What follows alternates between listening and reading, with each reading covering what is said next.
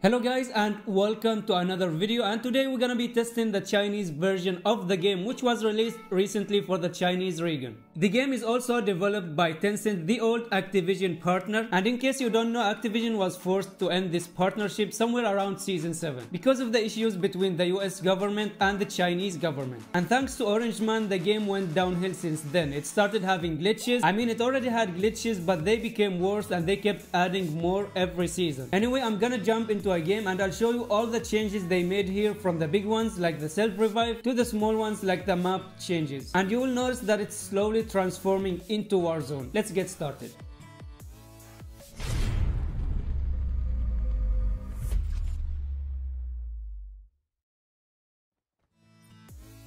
First of all, they still don't have all the classes, so they only have a total of 7 classes, and this class right here is pretty much the zombie class. But instead of zombies, you get to unleash dogs on your enemies, which is pretty cool and better than zombies.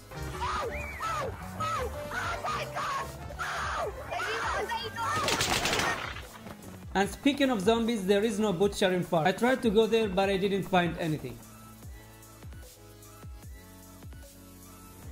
Another small changes are the entrance animation and also the look of the aircraft, and again it looks much cooler than the global version. I also noticed that the gliding or flying is the same as global. It feels like the sensitivity is low. Actually it's even lower here, especially when you try to land. It's almost impossible to steer left and right. Looking at the map, I think they have the same exact areas except for the platform. I didn't manage to find it and I don't think they added it yet. But they did make some changes to the terrain of certain areas, like this one right here near the farm and upgrade terminal. In the global version there is a huge mountain, but here it's just plain ground. The first change I noticed after landing is that the character is still close to the center, which is something I mentioned in one of my recent videos. In case you haven't seen it, they shifted the character to the left, which again was a bad decision, and many players said that it was supposed to be like this. But this is a proof that it's not, and it was a mistake by Activision. And honestly, I felt the difference in my movement and aim when I played, as it was way smoother. Another huge difference in this version, you will notice that there are 2 health bars right here. The blue one is the vest health bar and the white one is the normal health bar. And here's how it works. When you get damaged by the enemy, first of all it consumes the blue bar, and after it's gone it will start consuming the white bar. So in other words, it's like you have 250 HP. Also, if you open one of the medic boxes, you will notice that it only has armor plates. There are no meds at all in this version. No adrenaline, no first aids, no bandages, and not even vests. You can use the armor plates to heal up the blue bar. As for the white bar, it recovers HP automatically, just like multiplayer mode. Then if you look down here, you will see a green bar. That's also another addition in this version. So this bar is added for the safe zone. When you're outside the safe zone, you will get this countdown right here, and you get 68 seconds to enter the safe zone. If you fail to do so, you will get knocked right away, even if you had full health. I also noticed that the drop shotting is nerfed here, but not as bad as global. You can get up much quicker and it's smoother in general. Another small detail is that there is no blood in this version, because as far as I know, the Chinese government prevents games from adding blood, so they replaced it with this smoke effect, and you can change the effect and color as you want from the settings. Now moving on to the biggest addition in this version is the ability to revive yourself when you get knocked. But you will need a self-revive kit, which can be found in airdrops, and you're only allowed to carry one at a time, which makes sense, otherwise players will be able to spam it. As you can see here, I tried to pick a second one but I couldn't because I already had one. The self-revive takes 7 seconds and it also works for solo players. And regarding dog tags, it's still the same, so if you die, your teammates can grab your dog tag and scan it to revive you back to the game. Another small change that I liked is the running animations when you hold an SMG. And again, it's the exact same animation from Warzone. This way it's more realistic, but you also know what to expect from the enemy when you see them running like this.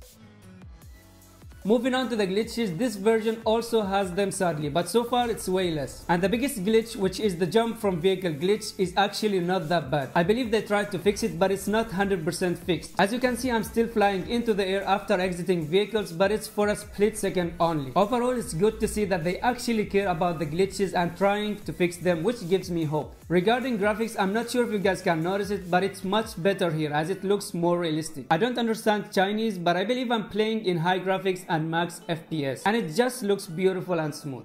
Another thing I liked is the sounds. They still have the same sounds as Season 12 and you have no idea how good it is to play again with these sounds. I can hear enemies from long distance again, and it's easy to distinguish between your teammates and enemies' footsteps. Also, there are no extra unnecessary sounds at all. You can fully focus on the game. And so far there are no sound glitches. Everything works normally, like the vehicle sounds and the zipline sounds. Next thing I noticed is the hipfire. If you don't use hipfire much, you probably won't notice it. But the hipfire here is insane, especially with the AK-117, and it brings back good memories from the days where AK-117 was a beast. It felt more stable and I really enjoyed playing with it.